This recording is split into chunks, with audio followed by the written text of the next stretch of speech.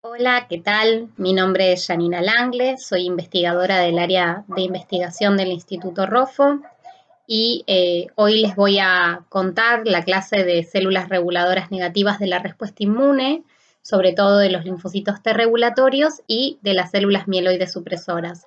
Acá les puse una foto mía para que sepan quién les está hablando y mi mail por si tienen dudas y quieren contactarme. Probablemente con varios de ustedes nos hayamos cruzado en los pasillos del instituto. Los objetivos de esta clase van a ser comprender el concepto de tolerancia inmunológica, la inducción de tolerancia central y periférica, describir el proceso por el cual se regula la expresión de antígenos periféricos en el estroma tímico, que es la selección negativa. También vamos a describir los tipos y las características fundamentales de las células T regulatorias y vamos a describir otros tipos de células regulatorias de la respuesta inmune, como son las células mieloides supresoras, linfocitos TCD8 regulatorios y células natural killer regulatorias. Y por último vamos a hablar un poquito de la proteína S100A9 como marcadora de células regulatorias y del proceso de inmunosupresión. Para comenzar, les traje un poco de lo que es la historia de la tolerancia inmunológica. En 1953, Peter Medawar publica en Nature un trabajo donde se habla por primera vez de tolerancia y se habla del dogma de la tolerancia inmunológica. Allí lo que se describe es que el sistema inmune puede ser instruido para no responder contra un antígeno en particular, y gracias a estos ensayos es que le dan en 1960 el premio Nobel a Medawar compartido con Burnett, y el trabajo del 53 es ese que les puse ahí. En este trabajo lo que se describe es que si a un ratón A, llamémoslo un ratón blanco, se le trasplanta un injerto de piel del ratón B, llamémoslo negro, el ratón blanco rechaza ese injerto entre los 7 y los 10 días. Hoy nosotros sabemos que esto ocurre porque ambos animales tienen complejos mayores de histocompatibilidad que son distintos. Medawar lo que se pregunta en este trabajo es si se puede inducir tolerancia en el ratón blanco a los antígenos que provienen del ratón negro. Y el experimento que hace es implantarle al ratón blanco antes del nacimiento células que provienen del ratón negro. Luego de nacer, el ratón blanco recibe un trasplante de piel del ratón negro, como se muestra acá en la fotito arriba a la izquierda, y ese injerto es aceptado o, más correctamente, es tolerado. Además, Medawar describe que esta tolerancia es específica, ya que si se trasplanta ahora piel de un tercer ratón, un ratón C, un ratón marrón, llamémoslo, el injerto del ratón marrón sí es rechazado. La tolerancia inmunológica es por definición un estado de no respuesta por parte de los linfocitos T, los linfocitos B y células natural killer maduras hacia autoantígenos encontrados fuera del timo. La tolerancia puede subdividirse en central y periférica, siendo la tolerancia central la que se genera en los órganos linfoides primarios y se da durante la ontogenia, que es para los linfocitos B en la médula ósea y para los linfocitos T en el timo. La tolerancia periférica es la que ocurre fuera del timo y es la que nos va a interesar más a nosotros porque es la estrategia que es coaptada por los tumores para impedir el reconocimiento y la eliminación por parte del sistema inmune. En esta tolerancia periférica podemos hablar de que participan 4 fenómenos fundamentales, que son la energía clonal, la supresión activa por parte de linfocitos T regulatorios, la muerte celular inducida por activación y la ignorancia clonal y los sitios inmunológicamente privilegiados, que vamos a ir desarrollando poco a poco estos conceptos. Vamos a comenzar explicando cómo se genera el proceso de tolerancia a nivel central en el timo para los linfocitos T, pero sepan que es muy similar para los linfocitos B. Los linfocitos T en el timo o timocitos se denominan inicialmente doble negativos porque no expresan ni CD4 ni CD8. Como parte de su maduración, adquieren la expresión del CD4 y del CD8, pero además también empiezan a expresar el receptor de reconocimiento, que es el TCR, y la molécula de señalización CD3. En este estado se los denomina timocitos doble positivos, y son los que van a sufrir la selección positiva y negativa. Primero se va a dar la selección positiva, donde el TCR se une al complejo mayor de histocompatibilidad, que muestra antígenos propios unidos, porque son los únicos que hay en el timo. Solo van a lograr sobrevivir aquellos timocitos que logren reconocer el complejo mayor de histocompatibilidad, los que no se van a morir por apoptosis. Recuerden que los timocitos son invisibles a los antígenos a menos que sean presentados en el contexto del complejo mayor de histocompatibilidad. Y de nada le va a servir a un linfocito T tener un TCR que no puede reconocer el MHC. Luego va a venir la selección negativa. En el timo, el MHC, como les dije, solo va a estar mostrando antígenos propios, por lo que aquellos TCR que reaccionen con mucha avidez contra el complejo mayor de histocompatibilidad mostrando un péptido propio se van a considerar autorreactivos y son peligrosos, así que estos linfocitos T van a tener que morir por apoptosis. Entonces, solo van a lograr madurar los timocitos que reconozcan el complejo mayor de histocompatibilidad, pero no con demasiada avidez, cuando muestran un péptido propio.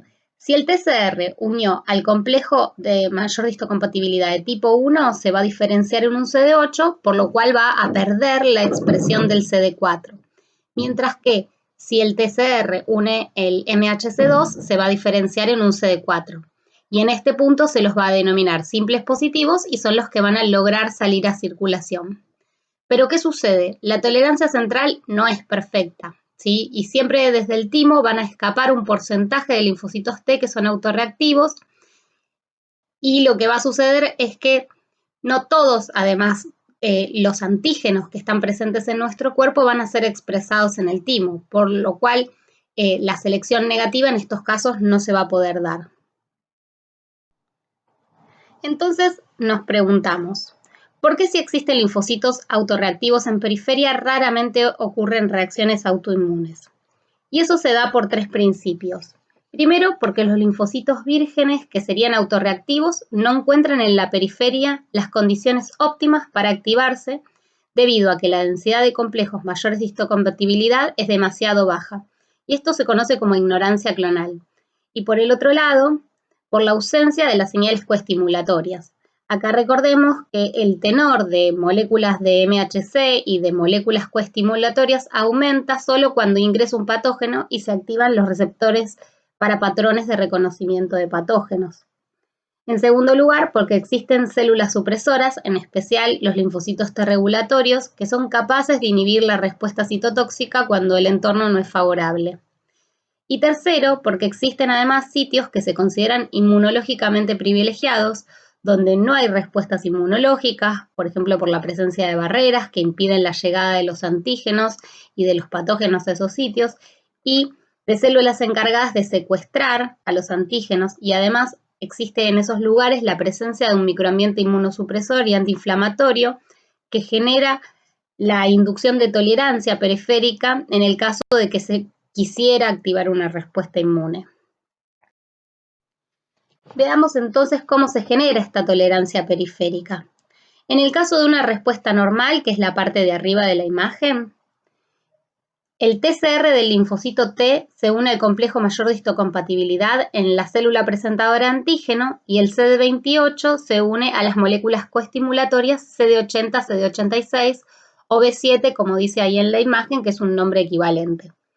Estas son las dos señales de las que siempre se habla, que van a generar la proliferación, la activación y la proliferación clonal del linfocito y su diferenciación en célula efectora.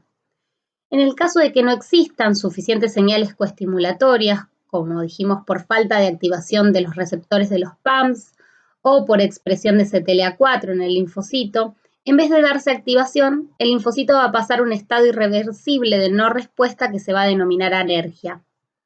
Ahora, en el caso de que ese linfocito contacte de manera directa con un linfocito T regulatorio, a través de la unión de las moléculas Fas y Fas ligando o a través de granzimas y perforinas, el linfocito se va a ir a apoptosis, mientras que, por ejemplo, si contacta con citoquinas inmunosupresoras como la interleuquina 10 o el TGF-beta, que pueden ser liberadas por varios tipos celulares, pero principalmente por los T regulatorios, durante lo que es su activación, esto va a llevar al linfocito a un estado de no respuesta, pero en este caso, si es un CD8, este estado de no respuesta se denomina de linfocito exhausto.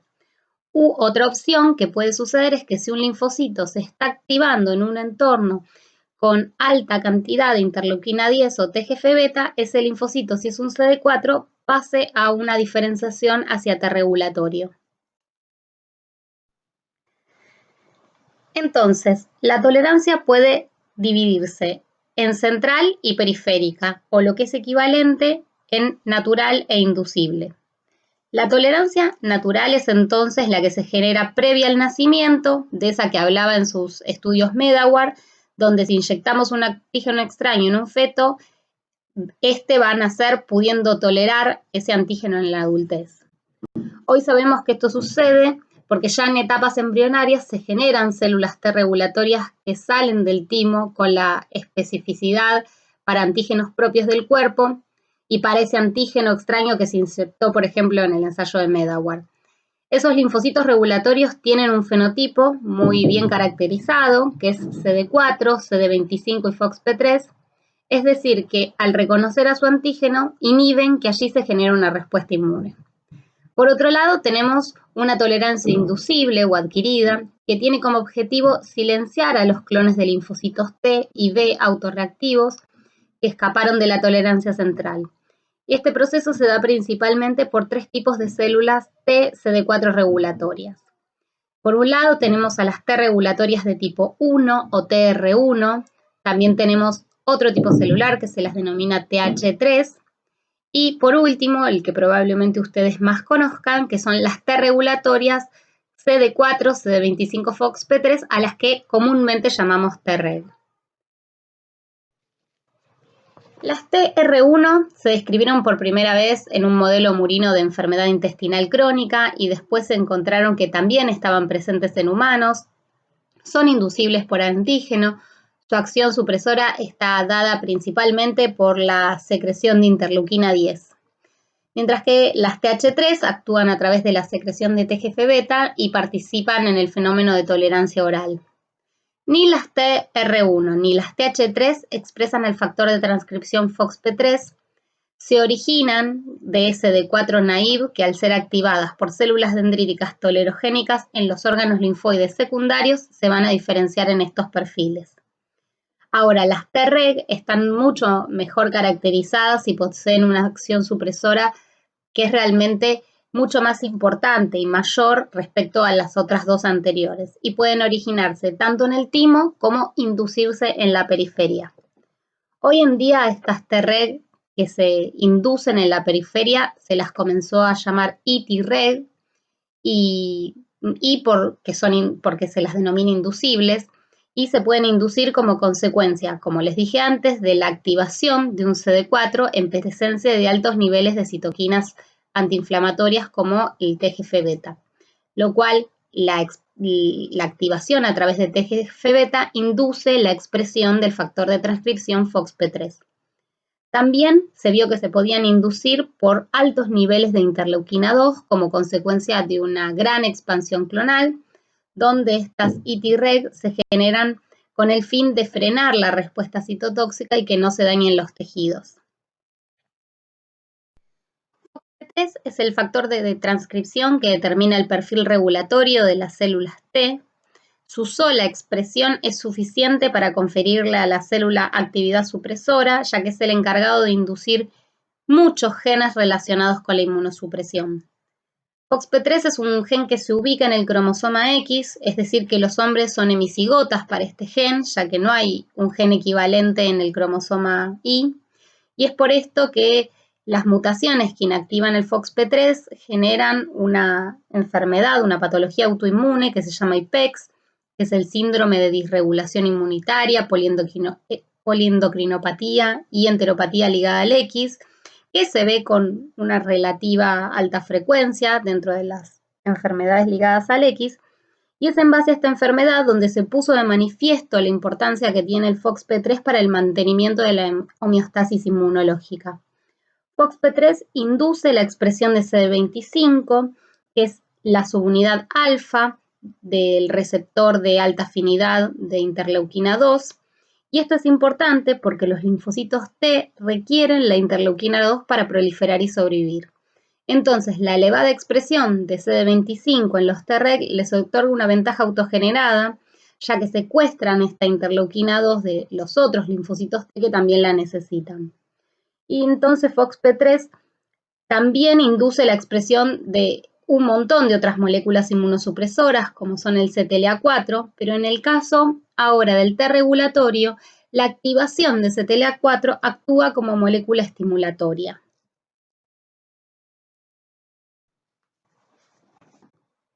Las concentraciones de antígeno requeridas para activar un Treg naive son alrededor de 100 veces menores que las necesarias para activar un linfocito T efector naive. Esta es la razón por la cual las células dendríticas inmaduras que presentan concentraciones subóptimas de moléculas coestimulatorias CD80, CD86 y de complejos mayor distocompatibilidad de tipo 2 sí pueden activar a los Treg y no a los T que van a ser efectores. Este fenómeno es lo que previene justamente que haya autoinmunidad y es el mayor responsable de la tolerancia periférica. Además, hay que mencionar que los T regulatorios salen del timo con un priming, con lo cual son funcionales, es decir, tienen acción supresora en la periferia al contactar por primera vez con su antígeno sin necesitar una coestimulación, o siendo esta coestimulación muy baja, que como sabemos esto nunca puede darse con los linfocitos T que requieren sí o sí de las dos señales. Y si me fueron siguiendo, se estarán preguntando cómo es que ocurren entonces las respuestas inmunes si siempre los T regulatorios se activan antes. Bueno, esto sucede porque a diferencia de los linfocitos B y los T efectores que pueden vivir meses o hasta años en nuestro cuerpo, los T regulatorios se mueren al poco tiempo de activarse por un mecanismo que se llama apoptosis inducida por activación, lo cual ocasiona que el timo todo el tiempo los tenga que estar produciendo. Es una producción constante. Ahora vamos a ver cómo es que actúan los T regulatorios para inhibir la activación, la expansión clonal, la producción de citoquinas y la diferenciación de células efectoras T y B.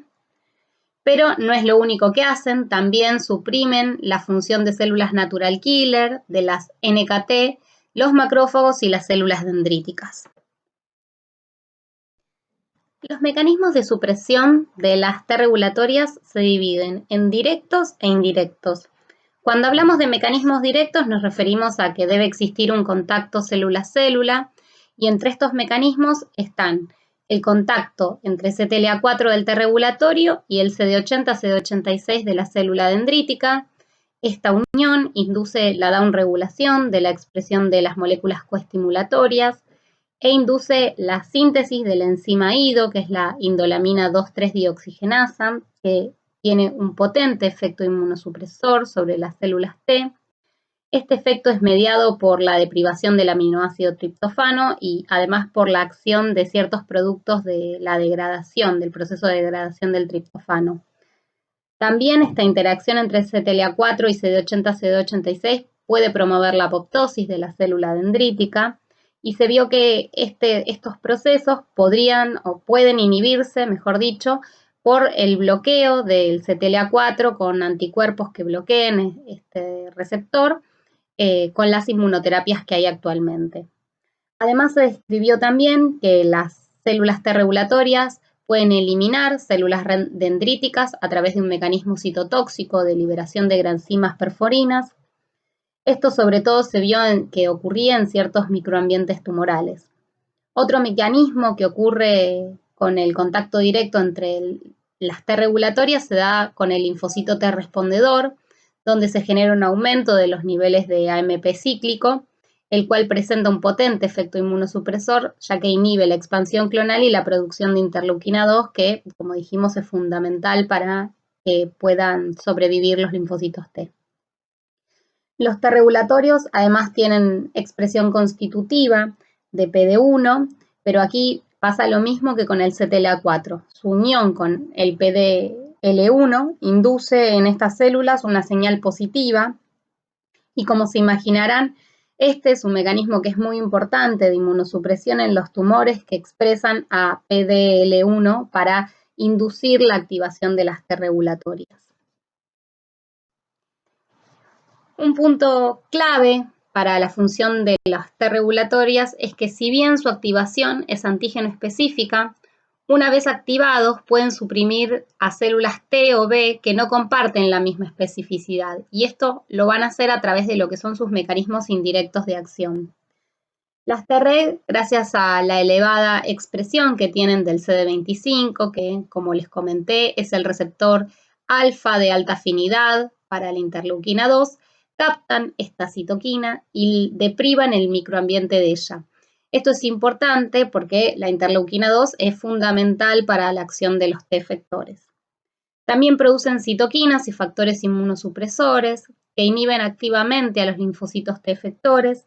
Entre estos están la interleuquina 10, que parece tener un efecto mediador importante, sobre todo en la mucosa intestinal, mientras que el TGF-beta parece ser más ubicuo. Y acá el TGF-beta puede actuar tanto en su forma secretoria como unido a la membrana. La interleuquina 10 y el TGF-beta son los más conocidos, pero hay muchos otros, como la galectina 1, que inhibe la expansión clonal T y promueve la apoptosis de los linfocitos T efectores. Otro mecanismo conocido se da a través de la expresión de la enzima CD39, que es una ectonucleotidasa de membrana, que lo que va a hacer es generar adenosina. Esta enzima induce un microambiente inmunosupresor para los linfocitos T respondedores también. Y hacia el final de la clase les voy a comentar acerca de otros mediadores inmunosupresores con los que trabajamos nosotros acá en el área de investigación del ROFO. Les voy a dejar acá esta cita de este review que me pareció fantástico, que salió en 2019 en Cancer Science, donde se explayan bastante acerca de los mecanismos conocidos de inmunosupresión mediado por las células T regulatorias. Bueno, veamos brevemente qué sucede con las T regulatorias en cáncer. Como sabrán, estas células están aumentadas en la mayoría de los cánceres y se cree que son la principal barrera que hay que superar para poder generar una respuesta inmune antitumoral. Tanto es así que varios tumores tienen una densidad de T regulatorias infiltrante muy importante que puede incluso ser usado como valor pronóstico. Entonces nos preguntamos, ¿cómo podemos hacer blanco en estas células? Y bueno, se vio que los anticuerpos que bloquean los inmunocheckpoints, CTLA4 y PD1, que como sabemos están sobreexpresados en los T regulatorios, demostraron reducir el número de estas células, probablemente a través del mecanismo de citotoxicidad celular dependiente de anticuerpos. Es por esto que se ve que dentro de los anticuerpos que hay en la clínica, ¿sí? Cada uno tiene receptores FC diferentes y de hecho muestran resultados distintos con diferente depresión de T regulatorias. O sea que muchas veces, y ustedes lo sabrán bien, no da lo mismo usar un anticuerpo u otro si bien están orientados hacia la misma molécula. Además, no todos los T regulatorios son iguales. Por ejemplo, se vio en cáncer de mama que no solo que el tumor tenía más T regulatorios que el tejido adyacente no tumoral, sino que estos eran más proliferativos y expresaban un mayor tenor de las moléculas CD25, CTLA4 y PD1. Entonces, el T regulatorio del tumor no es igual al T regulatorio del tejido no tumoral adyacente. Y otro ejemplo es que no todos los T regulatorios son iguales porque se puede distinguir de qué tumor viene ese T regulatorio por su firma de expresión génica, es decir, por qué genes se está expresando y en qué cantidad cada uno. Para terminar con los T regulatorios, les dejo acá la cita de otro trabajo del 2018 que nos habla del rol que tienen los T regulatorios en cáncer, por si alguno quiere profundizar un poquito más en este tema. Y ahora vamos a pasar a otros tipos de células regulatorias que se conocen, ya que si bien los T regulatorios son las células inmunosupresoras mejor estudiadas, no son las únicas.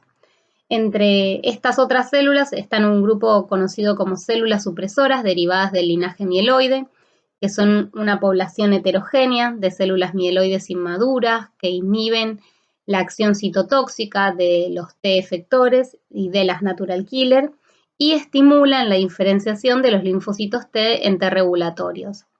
En muchos tumores se ha sugerido que es la presencia de estas células en el microambiente tumoral la que induce la diferenciación de un linfocito T CD4 en una T regulatoria y determina también la resistencia a los bloqueantes de los inmunocheckpoints. Las mieloides supresoras están ausentes en circulación de personas sanas, pero se acumulan en situaciones patológicas como por ejemplo en la inflamación crónica y en el cáncer.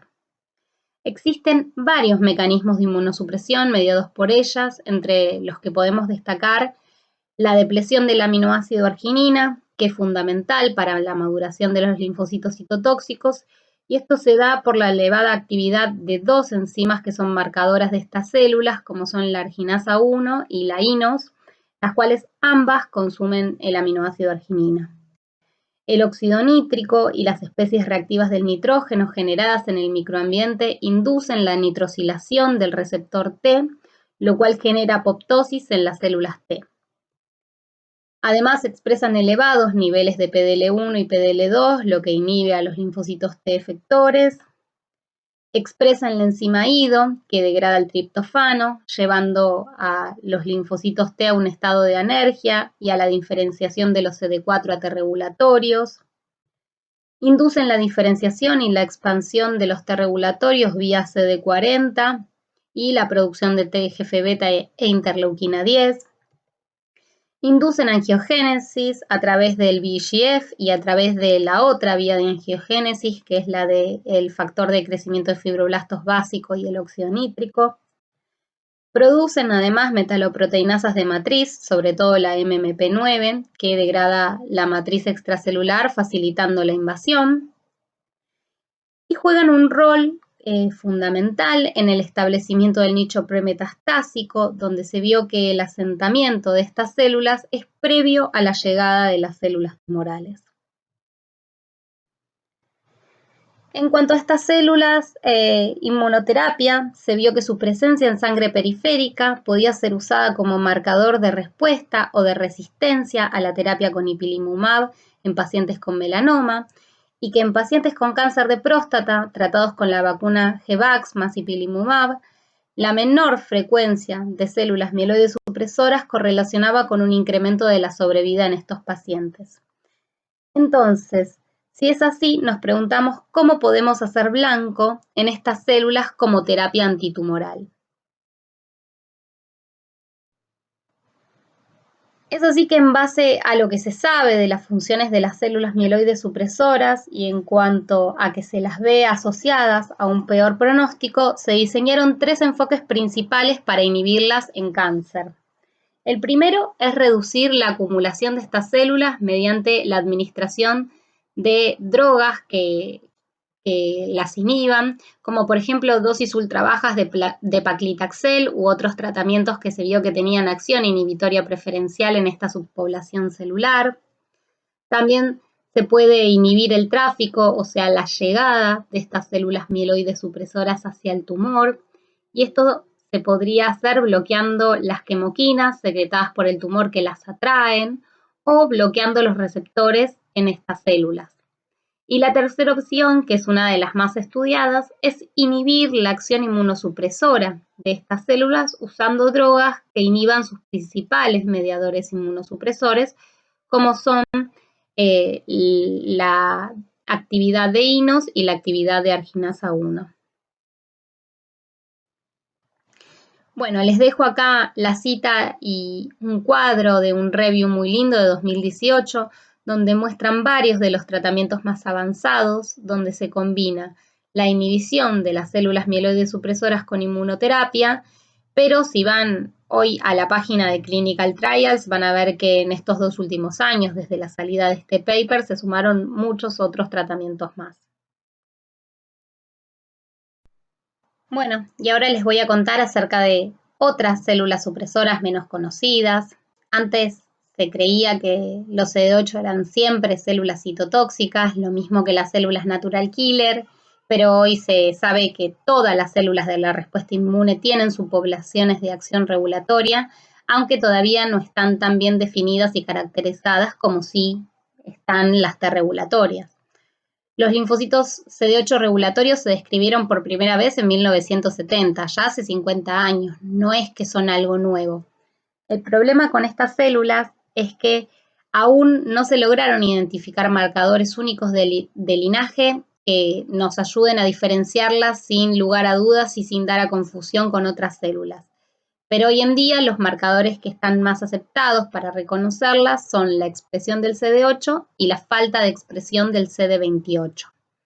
Provienen del timo, ya definidas como células CD8 regulatorias, y durante la ontogenia, durante la selección negativa, algunos linfocitos TCD8 reaccionan pobremente contra los antígenos propios, pero logran salir del timo como células regulatorias que participan en el fenómeno de tolerancia periférica.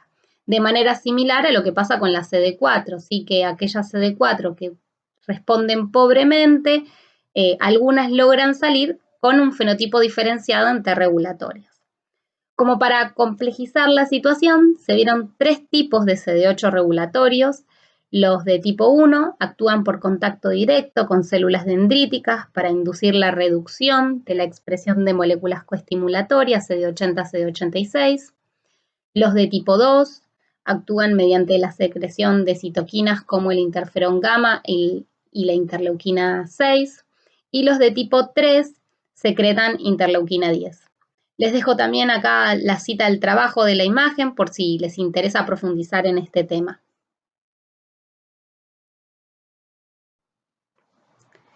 Como les mencioné, tenemos también células natural killer con función regulatoria, en las que acá tampoco hay un consenso en cuáles serían los marcadores de linaje para su identificación. Dentro de las CNK se describen 3 subtipos: las CNK citotóxicas, que son las que todos conocemos, que poseen acción antitumoral directa o mediante la liberación de citoquinas como el interferón gamma.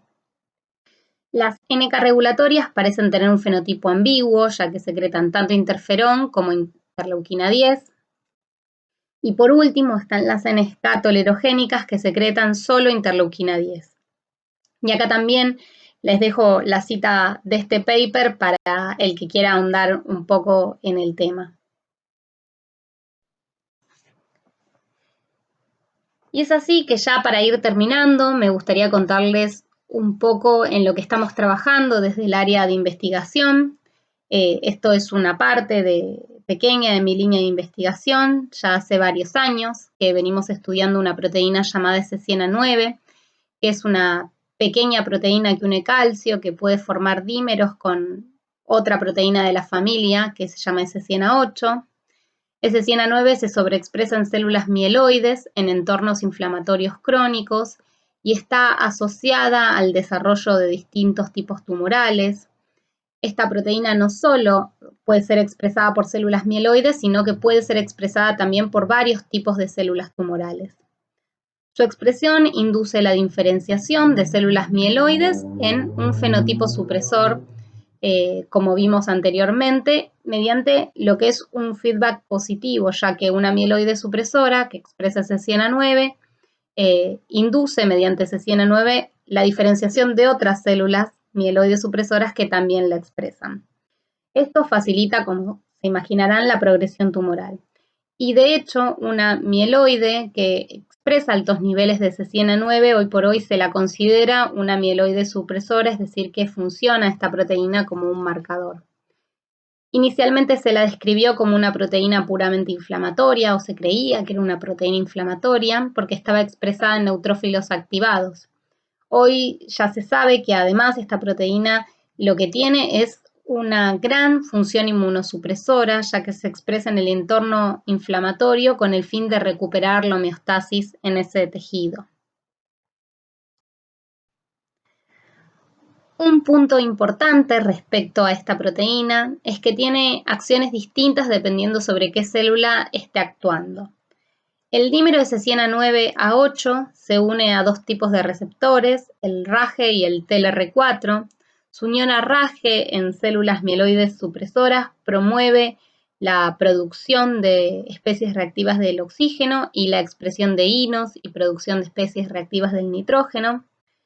Cuando este estímulo se da por tiempos prolongados, se genera un entorno inflamatorio crónico que induce la diferenciación de mayor cantidad de células mieloides supresoras. Pero SCN9 también puede actuar sobre las células tumorales si estamos en un microambiente tumoral, pero en este caso lo que va a hacer es promover la proliferación de la célula tumoral a través de la activación de la vía de NF-κB y de la vía de las MAP quinasas.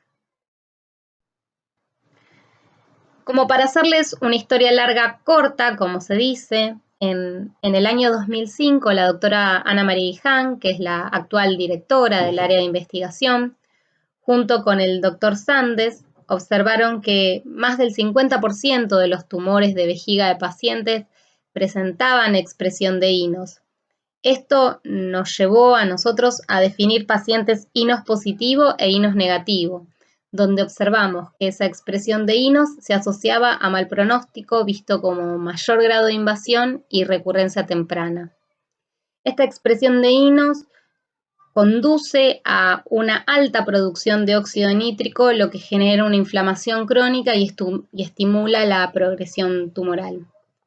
Sumado a nuestras observaciones, otro grupo de investigación reportó que los tumores de vejiga que expresan INOS no respondían bien al tratamiento estándar con BCG.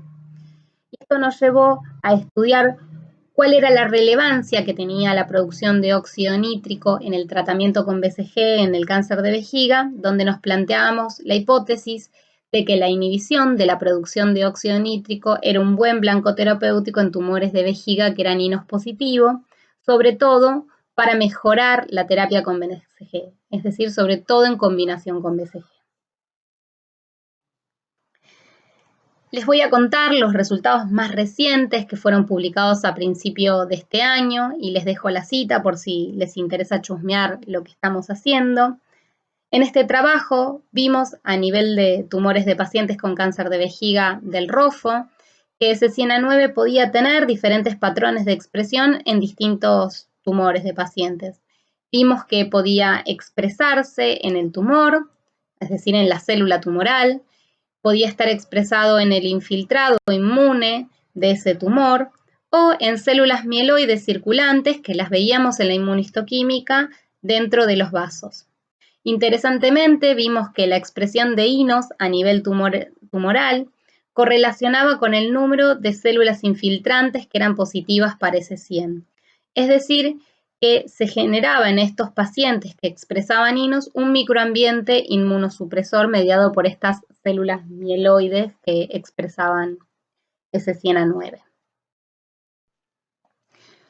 Nosotros en el grupo de investigación al que pertenezco contamos con un modelo de cáncer de vejiga en ratones que imita la patología humana, donde podemos generar tumores de vejiga en animales inmunocompetentes, los cuales son del tipo no músculo invasor de alto grado y expresan de manera natural INOS, haciendo, como se imaginarán, de este un modelo óptimo para el estudio preclínico que nos planteábamos.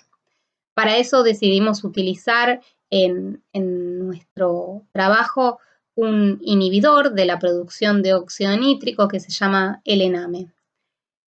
Con este modelo vimos que BCG, tanto BCG como el ENAME, que era este inhibidor del óxido nítrico, eran capaces de inhibir el crecimiento de los tumores de vejiga de ratones y que la combinación de estos dos tratamientos, tal cual era nuestra hipótesis, era aún mejor para inhibir el crecimiento. Observamos que el tratamiento combinado de BCG más el ENAME reducía la expresión de INOS a nivel tumoral.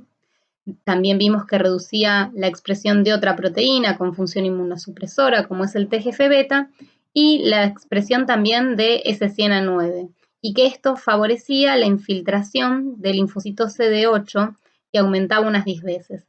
Es decir, que en este ambiente de alta expresión de INOS y que expresa dos proteínas inmunosupresoras como son el TGF-beta y S100A9, pasamos de un tumor frío o inmunodesierto a un tumor que está altamente infiltrado por linfocitos CD8.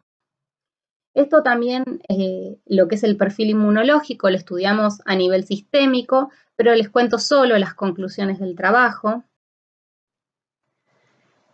Evaluamos entonces la respuesta inmune generada en estos ratones con tumor de vejiga tratados con BCG o con BCG más el inhibidor de óxido nítrico y vimos que el tratamiento combinado revertía la profunda inmunosupresión generada en estos tumores, ya que a nivel sistémico aumentaban los CD8, las células natural killer y la citotoxicidad específica contra el tumor, mientras que se reducían las T regulatorias y las células mieloides supresoras.